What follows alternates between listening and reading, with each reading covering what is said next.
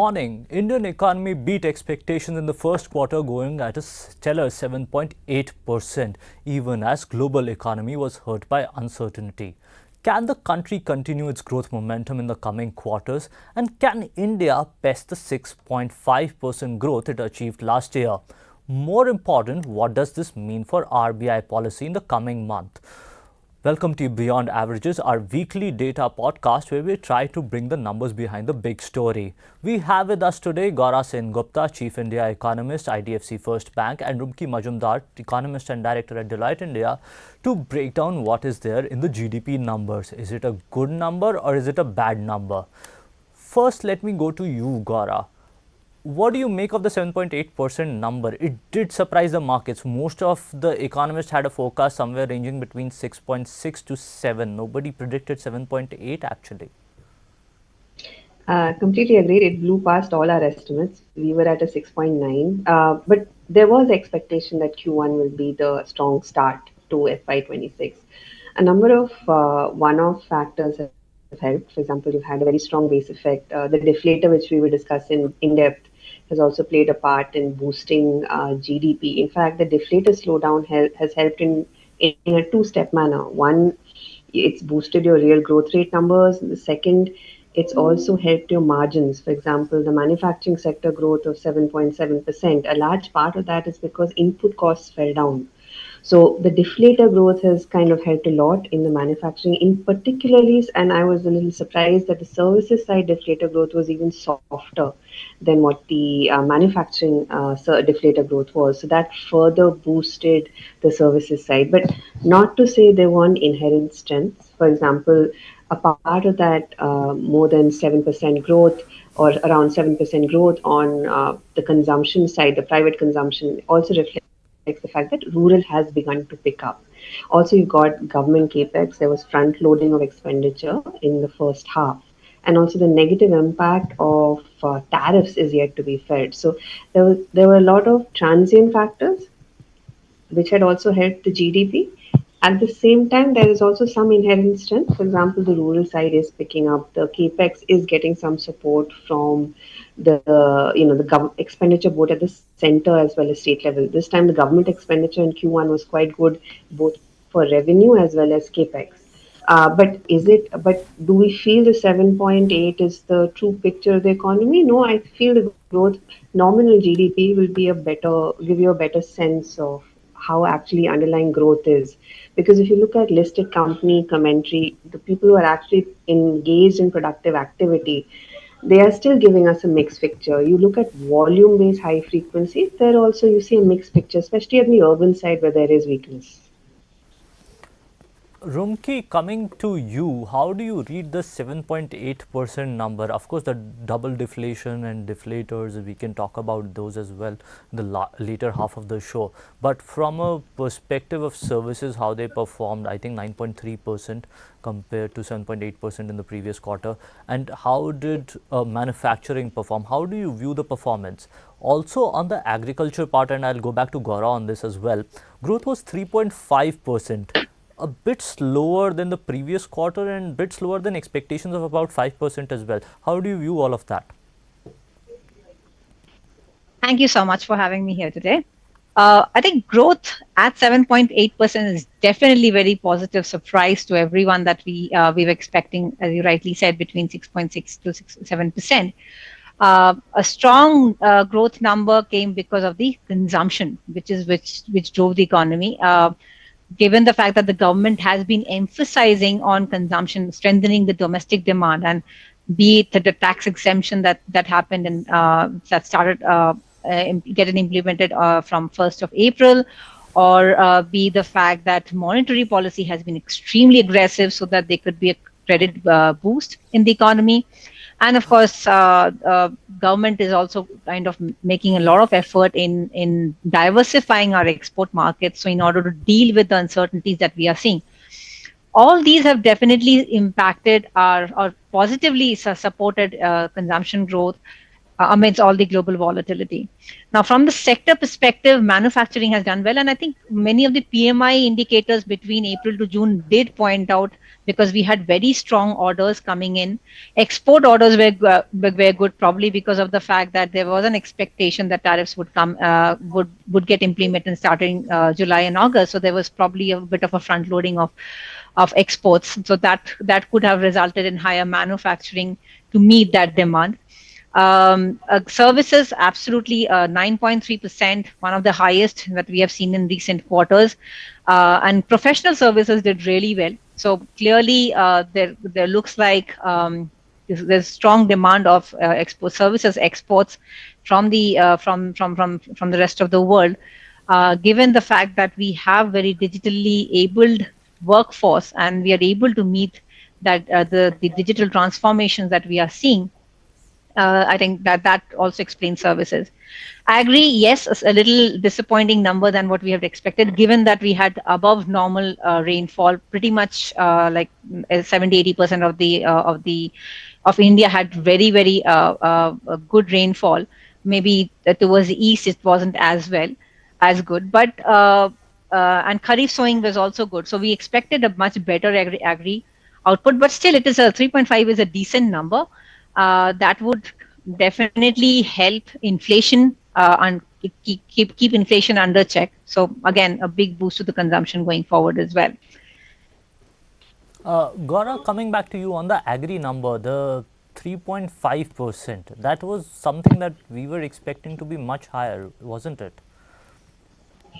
Yeah, I mean, so this particular agri Q1 should have been reflective of the Rabi crop, which comes in basically the Rabi sowing happens in Q4 and the harvest comes in Q1. So last year, agriculture, again, the government estimates of Kharif and Rabi for last year is also strong. Last year's monsoon was largely positive. So we had also penciled in a pickup. Moreover, we are seeing a pickup in rural wage growth, which is now beating inflation. For the full of last year, FY25 rural wage growth was below inflation. But last year's monsoon was a little less well distributed compared to this year. This year, definitely agree that this year monsoon has been much better, but the impact of this year's monsoon will get reflected in the second half once the harvest season actually comes in. So Q1 is still reflecting, as per us, the Rabi season, which happened, which was Q4 FY25, the output of that. So yeah, but definitely softer than what we had expected on for the agriculture side for Q1.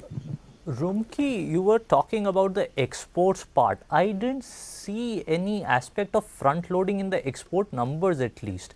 As a percent of GDP, if you consider, they were 20.9%, if I'm not mistaken, somewhere around that 20.8, 20.9%, which didn't change much from the previous quarter or the previous few quarters, if you see. And the growth was 6.3%, almost double from last year, but compared to the Q1 of FY25, not much difference. So how do you say that exports actually worked in our favor? Because I didn't see any aspect of it, or am I reading it wrong? In the PMI indices, they consider export order as one of the components, and export order has been one of the driving factors for PMI in especially in the manufacturing. If you look at manufacturing, I think in June it was one of the highest, historically highest, and one of the reasons was export orders that kept coming in probably abundance. If you look at the export components, you're right. Some of the segments didn't do well, especially gems and jewelries, textile, those sectors where we expected much more stronger growth, which didn't happen. But if you look at the export of high value and added manufacturing goods like the electricals, electronics, semiconductors, they really did well in Q1. So that was one segment which, like a decade back, this segment barely contributed to the exports, which was around 17%. Now they are pretty much at 30 to 33% of the total exports, and that segment has been growing a lot. So that segment probably resulted in a much stronger export than we had expected. If you look at it, 6.3 exports, it's actually decent than what we had earlier expected amidst the whole global volatility. But of course, we also believe that this will probably be one of the better quarters for exports this year. it there is a lot more headwinds coming our way in the export sector. Gaura, coming back to you on the consumption part, I think consumption was 7% this quarter. Looking at that number and using numbers from PMI only, I was reading it yesterday, employment growth has been a bit slower even despite the high numbers in PMI. Employment growth shows a bit slow down there. So how do you see the consumption going forward, especially with the GST distortionary effects coming in the second quarter at least playing out? And so how do you pair that up for this for the coming quarter and for the whole year as well? Definitely, rural is expected to do better. For example, when this particular year's monsoon is very well distributed. We've had good distribution, be it over the months, let's say June to till date, August. Also, in terms of geographic, for example, majority 60% of your country is getting normal rainfall, which is much better than what we saw last year. And also the reservoir levels are doing better. So your rabi crop, which is your winter crop, will also do better. And so the rural bit is already beginning to kick in. We are seeing some pickup, but it is, I would say, mixed. FMCG rural sales growth has picked up. Second half will be much stronger for rural once the harvest actually comes in. The other issue is for urban. Now, urban wage growth, even in Q1 FY26, is continuing to slow. If you look at, we take a proxy, labor cost of listed companies, and we deflate it for inflation. So even after incorporating the fact that inflation has slowed down quite significantly in Q1, the real wage growth is still slowing in the urban areas, and this is exactly what we are seeing. If you look at company commentary, you look at FMCG sales growth, you look at electronic payments data, you look at people's credit card spends, UPI usage, vehicle sales. There is a sort of a quite a broad-based weakness in the urban side. Now, the GST is a much welcomed support that will come in. Hope is that it gets implemented, let's say by mid-September or 1st of October, before the Diwali period basically comes. That should help growth. But again, the impact is around, let's say, zero point 0.3 percentage points on growth in FY26, if considering a 6-month period. But at the same time, as it was mentioned that you've got the Trump tariff war on India, which currently we have facing a bilateral tariff of 50%. And thanks to that front loading of exports to the US, we have not really seen the negative impact of trade wars yet. Yes, overall export growth was weak, but that's also a reflection of the fact that globally, demand is not doing so well. So if let's say the second half, when you start seeing the real slowdown of our exports to the US and the impact that it can have on labor intensive MSMEs, which have very narrow margins, then you can, it'll kind of balance out the boost that GST is given. It's also likely because we're all doing mathematical calculations. We are taking sensitivities to figure out what is the impact of GST as well as tariffs. But when you put 50% tariffs, certain sectors will not at all be able to, they will not consider exporting to the US being viable because the margins are thin. So the impact would be much more than, let's say, our estimate for the Trump tariff of, let's say, 6 months impact, that is second half of FY26, is zero point 0.4 percentage points, could be even higher. So both balance each other out. The good part is thanks to a lot of the Q1 GDP came much better than expected. So the full year number will still look better because the Q1 was so much higher than everybody's expectation. But afterwards, the trajectory of growth that we are seeing is that you will see a softer second half. So for us, growth in the second half is averaging at around 6%, slightly higher than 6%, after a quite strong first half growth of around 7% plus. So that's how we see if, let's say, the 50% bilateral tariffs persist till March. So for urban consumption to really pick up, you need wage growth to pick up. You need, let's say, that wealth effect that we had last year of the stock market. That also to come in. Right now, given the situation, I don't think the stock market is also facing a lot of uncertainty, so that wealth effect gets dampened a bit. listed company profits. In this sort of environment, even with a lower input costs, wider margins, their sales growth is still slowing. In Q1, listed company sales growth continued to slow for manufacturing sector, services sector.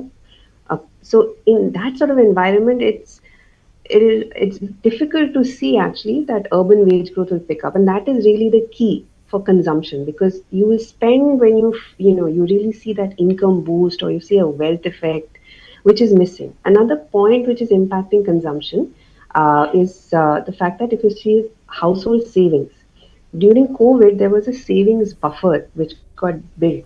Now that savings buffer has been saved. Now household savings as a proportion of GDP is lower than what it was pre-COVID. So a combination of factors are keeping the urban consumption muted. Rural is definitely expected to do better. Rumki, over to you. Is 6.5% possible, or would we slip below that given Trump's tariffs and all? Of course, GST would provide certain cushion, but what is your estimate? And can we achieve RBI's numbers going down the line? I think 6.7, 6.8, and then eventually going down to 6.2 or 6.3. So, how do you see the numbers playing out from now? We are extremely optimistic, given that the Q1 has beaten all estimates. So clearly, there is a possibility that not only the 6.5, the growth could be even higher. Downside risks are very significant, but we expect that India will probably come to a quick deal with the US soon. And of course, situation in the US also might become a little tough for them to continue with such strict stance going forward. If inflation, as is being expected, goes really high in the US, that can become a reason for even the policymakers there to dial down on their insistence, and it's possibility that the trade deal happens much quicker, and they might just decide to benefit from the low-hanging fruits first, and then continue with the dialogues as they move forward. So if that happens, and we are expecting that to be the most likely situation to happen going forward, we will likely see a deal by, say, November and December. So many of the tariffs that are like at 50% today might start coming down. And even though it will be higher than what it used to be, I mean, I don't think we are going back to those to 2025, 24 days. But surely it will be much lower than what. So in that case, I think the impact on the external sector impact will probably be much less problematic, and domestic demand, because it's getting a lot of boost from monetary policy, fiscal policy, tax reforms. Even states are bringing in quite a few reforms in order to boost consumption. That all will help in ensuring that the domestic demand kind of weighs off some of the possibility of exports coming down, or the external sector not doing that well. So 6.5, I think we're doable. Yeah.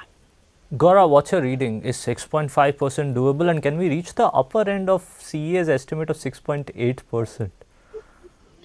After, I think, the Q1 GDP, definitely we also revised up our estimates. So we were at a 6.3, but thanks to the substantial outperformance of Q1, full year is tracking somewhere at 6.6.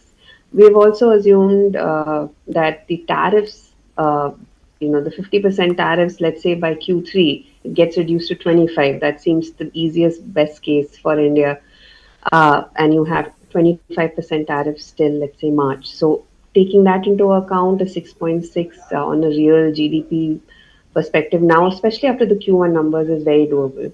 But the question is whether you want to see the real GDP or you want to see the nominal GDP. We still feel we should look at the nominal GDP, which actually is capturing what, let's say, companies are actually telling you. It's capturing what bank credit is telling you. It's also capturing what the government is also seeing on their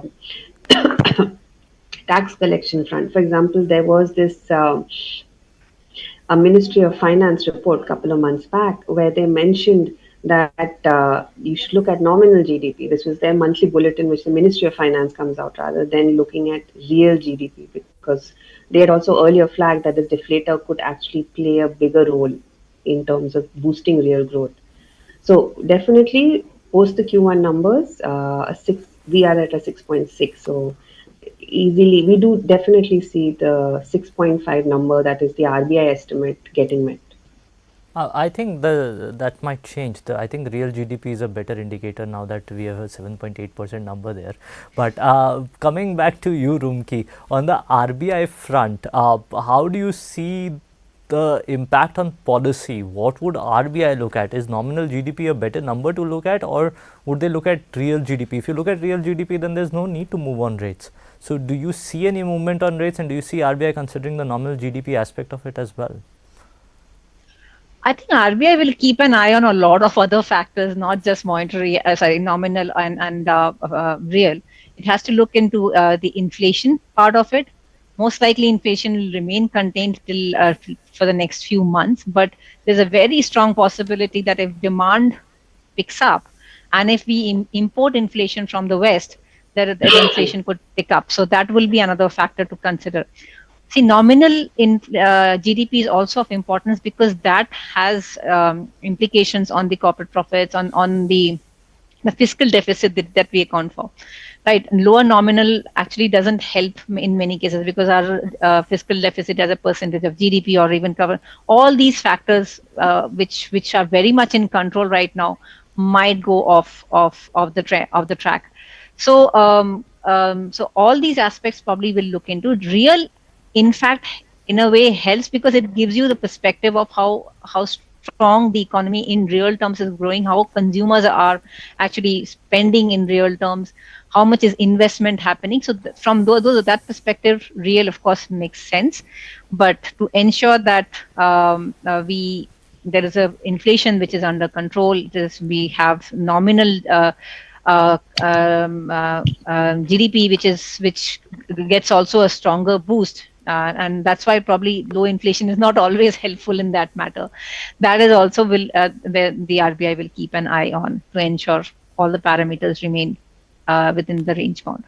So, Rumki, do you see the policy rate coming down further?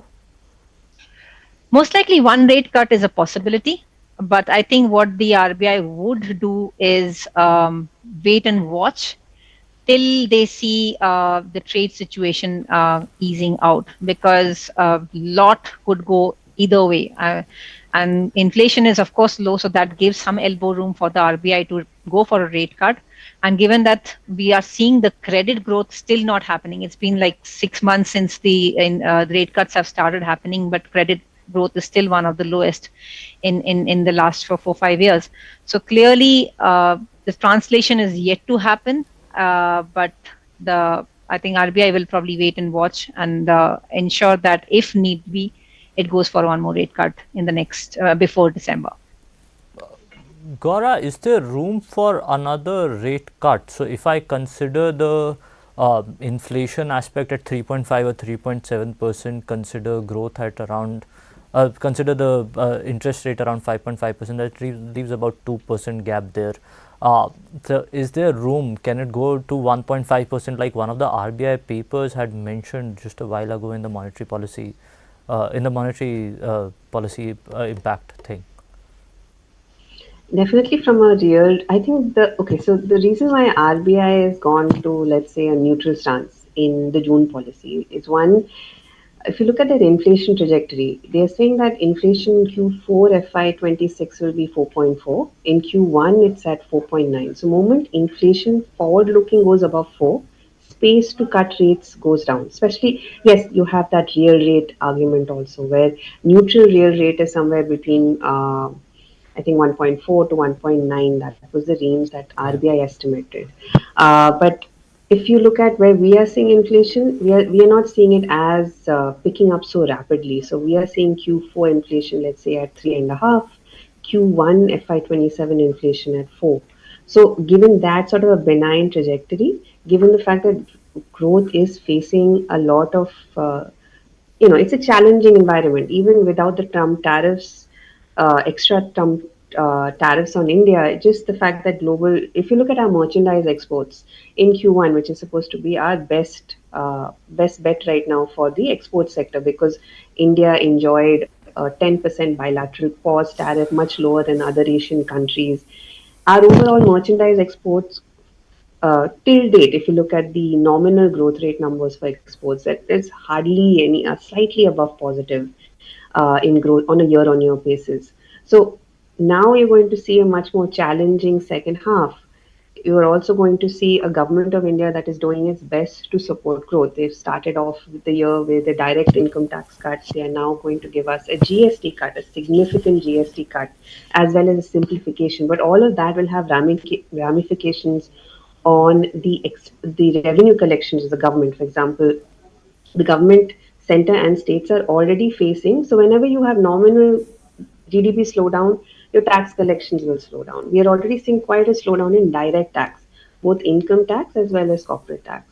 On top of it, you're going to get this sort of extra, impact of the GST, which is less of a problem for the center, more an issue for the state government. So ultimately, what will happen is in the second half, you'll actually see that there is a possibility that that boost to capex that we got in the first half of FY26, you might see some moderation in capex. So if RBI has the space to support growth, they should. And we also see one more cut. The only change I would say is the timing, whether it's an October policy, whether it is a December policy, given the uncertainty on the tariffs and the fact that by October we may not have clarity on whether India is facing 50% tariffs or India is facing 25.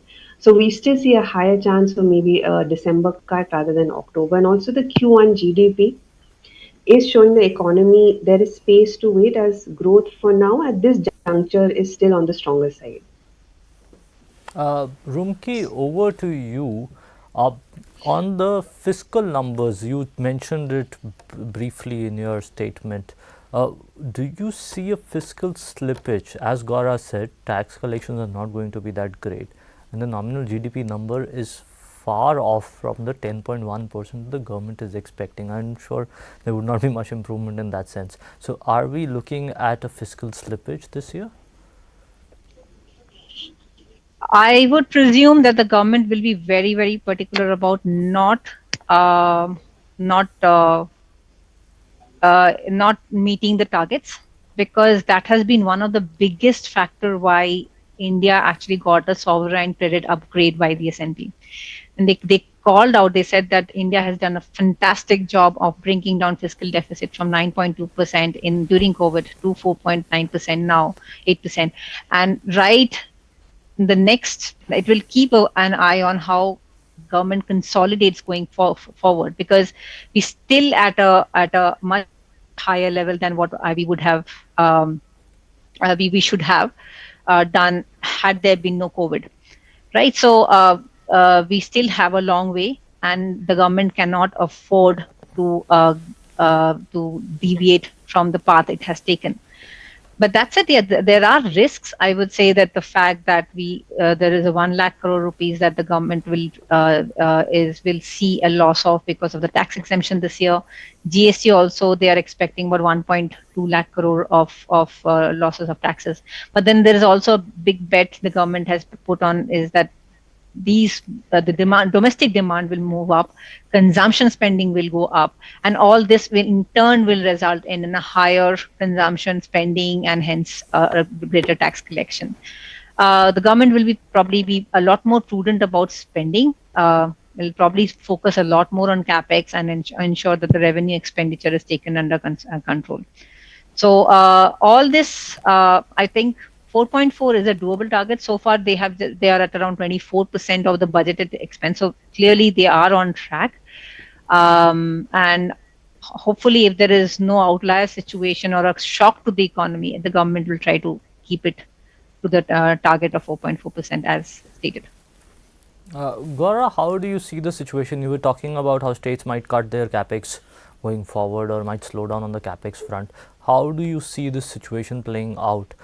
Is there a likelihood of government getting to a 4.5 or a 4.6 instead of a 4.4, or would it strive to meet that 4.4 for sure? I completely agree with what was just said, that the center will not slip. This particular government has shown that even in exceptional situations like COVID, the fiscal response to the COVID shock was extremely disciplined, and one of the reasons we got the sovereign rating upgrade is because the center has got their fiscal deficit down from the COVID peak, and it's brought it down gradually to, let's say, the 4.6% handle, and now they are aiming at a 4.4 for FY26. The GST tax cut is not expected to be too much of a loss for the center, because what happens is center also shares a part of its revenue with the states. So around 41% of the CGST is actually shared with the states. So states actually get a larger share of the revenue. So the fiscal impact is more on the state governments, which you can also figure out from the way the states have reacted. Many states are also asking for a sort of a compensation mechanism also to be in place to ensure that their revenues don't get affected. The impact on center actually could be closer to neutral from the GST perspective, because there is that unutilized GST cess revenue which is lying in the public account of India, which right now neither the center is using, neither the state is using. So depending on, once they meet in September, the GST Council, because they are going to, let's say, do away with the cess, they'll have to also decide how to divide that leftover surplus revenue that is there in the cess account. And our assumption is that it's divided equally between center and state. So that limits the fiscal impact actually from a net basis on the center. There is impact on the states. Where the center is actually facing challenges is if you look at the income tax collection. The target in the budget was already on the higher side, was maybe 20% plus. This is after the fact that the budget incorporated the direct income tax cut that they gave us, which was, again, a very substantial cut given to taxpayers. Now, what we are seeing is, at least based on numbers till mid-August from the Ministry of Finance, that income tax collections are have declined. We do expect some pickup because the tax filing date got shifted to mid-September. Corporate tax is also a bit subdued. So assumption is that the center will be able to meet a 4.4 fiscal deficit target. Some pruning of expenditure could happen on the capex side. There's also a savings that the center is actually doing last couple of years. They have these sort of schemes where they transfer funds to state governments.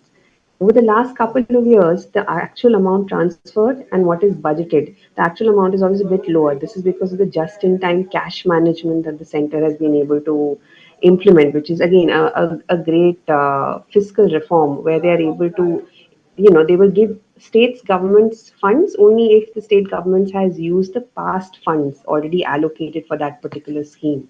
So the center incrementally every single year is saving some amount of money. So if you incorporate that potential saving in FY26, we still see them meeting the 4.4 fiscal deficit target. Risk is, let's say, if there is an extra package for MSME sector, which we don't know what can be the cost. There's also speculation on maybe defense expenditure could pick up in FY26. So that has not been budgeted in. But excluding that, they should be able to meet the 4.4 fiscal deficit target. States, yes, there is a chance that their deficit could actually rise in FY26 post, let's say, the GST cut. But it all depends what sort of compensation mechanism the center comes up, how they actually put the 40% tax on sin and luxury goods. So there's a lot of moving parts. Growth that was delivered in the first quarter has given economists some push. Economists forecast some push as far as the growth for the full year is concerned. Economists are expecting over 6.5% growth this year, which would actually exceed last year's growth target. How much of that can be achieved given the gloomy global circumstances remains to be seen, especially on how India is able to negotiate Trump's tariffs. RBI still has some room for policy cut if it wants to look at it that way to spur growth in the economy. The nominal GDP numbers are a concern, but the government will meet its fiscal deficit target in all likelihood. That was the takeoff from this discussion. Thank you, Rumki, for coming on the show. It was great having you. Would love to have you again. Thanks, Gaura, as well, for coming on the show again. We would love to have you again as the economy traverses through a difficult second quarter and a likely easier third quarter. Thank you for watching Money Control. We'll be back again next week with more news and analysis. Thank you.